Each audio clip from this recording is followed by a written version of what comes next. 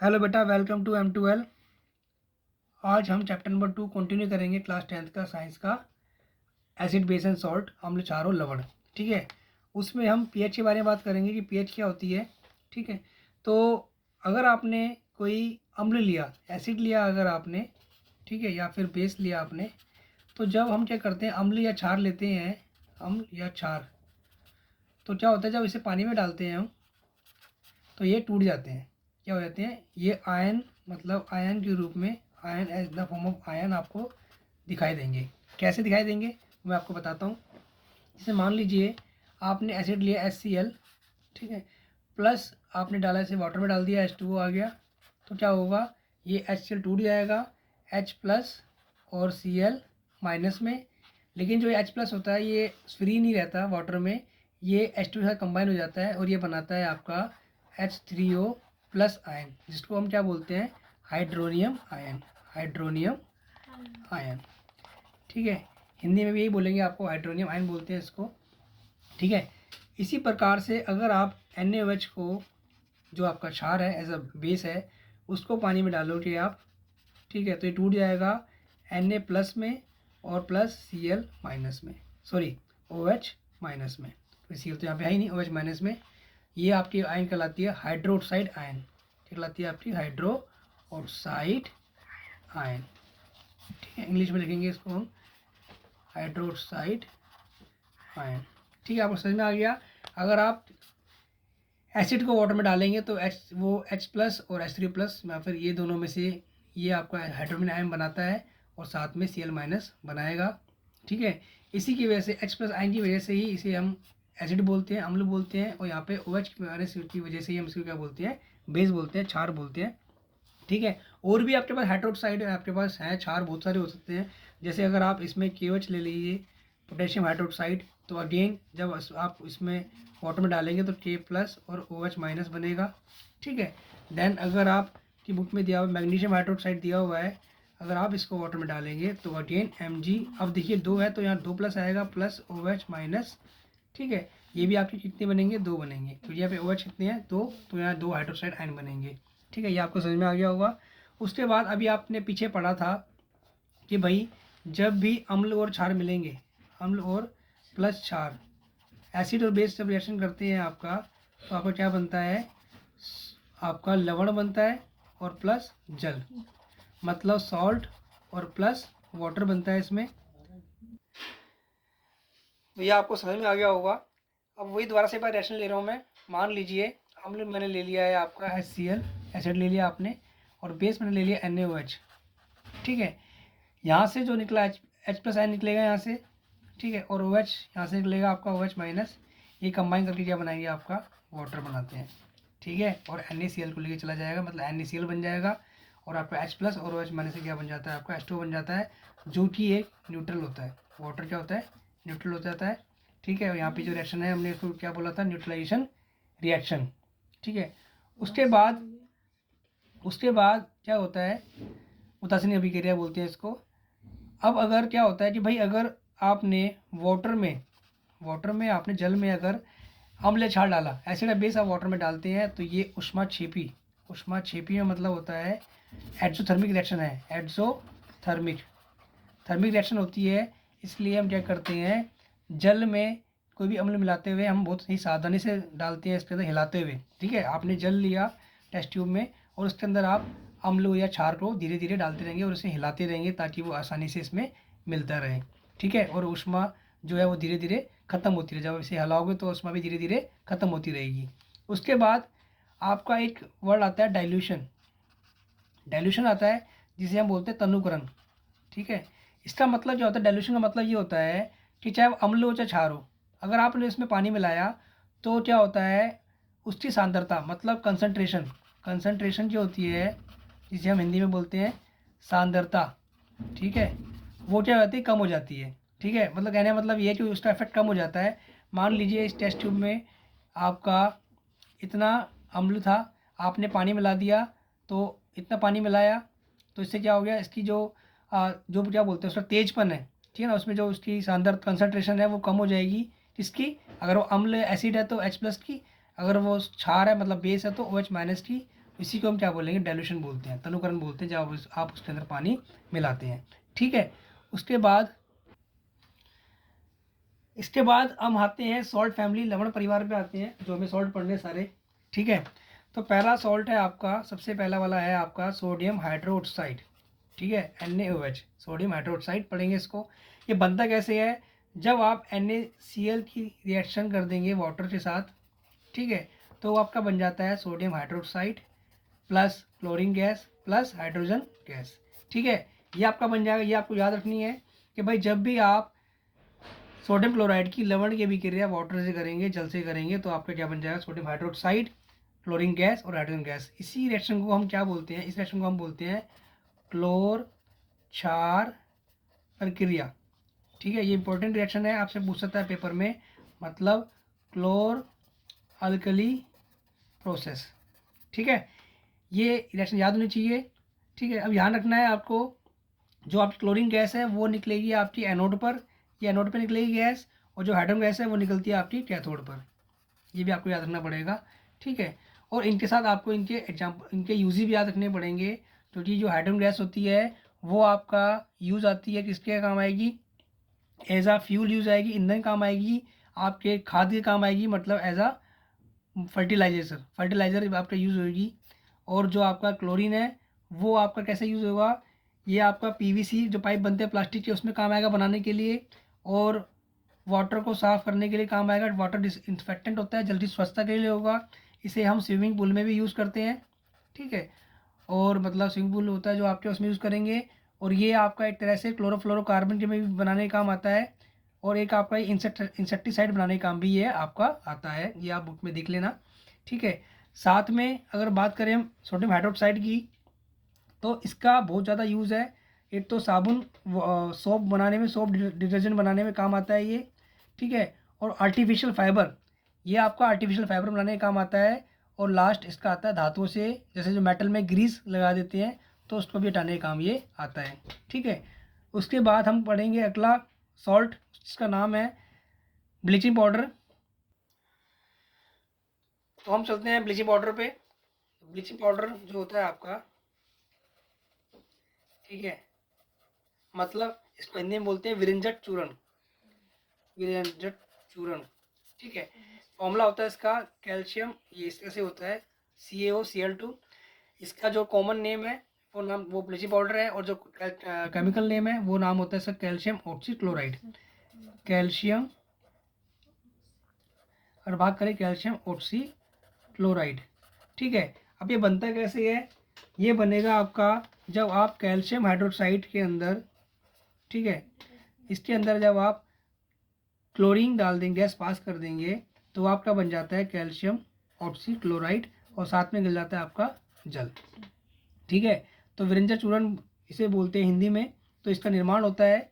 ठीक है, और आपने काफ़ी सुना भी होगा कि इसका हम यूज़ कहाँ कहाँ कर सकते हैं। इसका यूज़ एक तो आप कर सकते हो कि भाई जो आपका क्लॉथ इंडस्ट्री है, आपने देखा ही है, जो लाइनें के जो सूती कपड़े होते हैं उनमें वो क्या करते हैं, या फिर कागज़ की फैक्ट्री में करने में, इनका लॉन्ड्री में यूज़ होता है, इनका लॉन्ड्री में यूज़ होता है आपको। और दूसरा कपड़ों पे कलर करने के लिए भी इसका यूज़ होता है।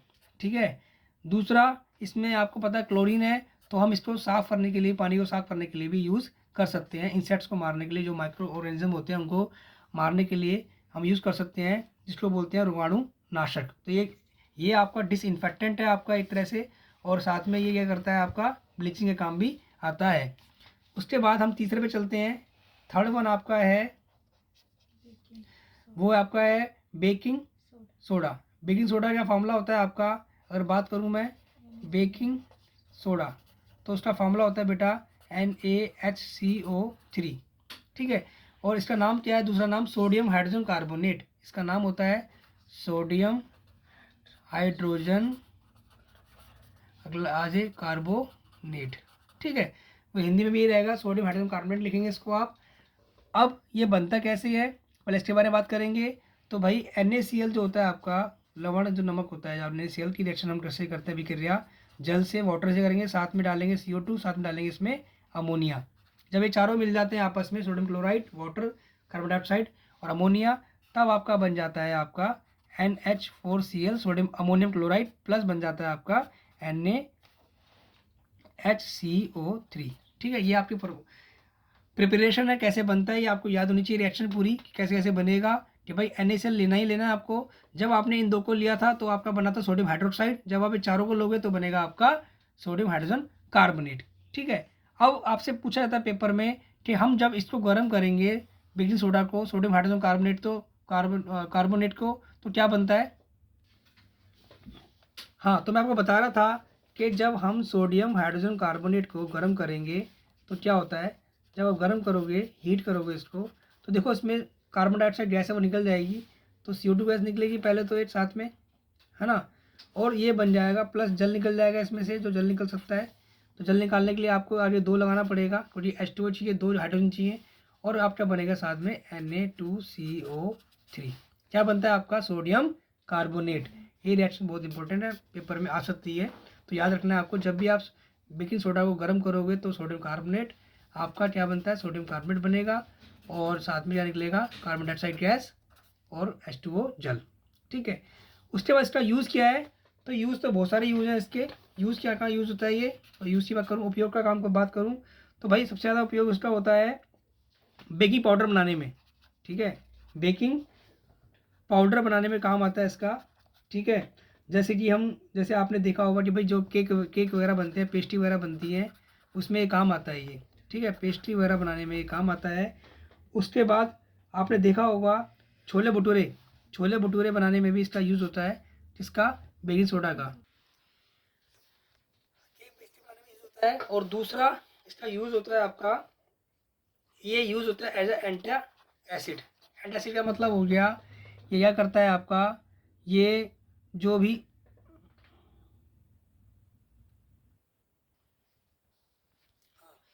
तो एंटासिड का मतलब है कि ये जो भी अगर पेट में किसी के, अगर हमने देखा है भाई जैसे एसिडिटी हो जाती है, एसिडिटी मतलब अगर अम्ल बन जाता है पेट में, तो हम इनो लेते हैं, तो वो एज अ एंटासिड यूज़ करते हैं इसको हम, कि भाई अगर हम इसको यूज़ करेंगे बेकिंग सोडा को तो एसिडिटी नहीं होगी।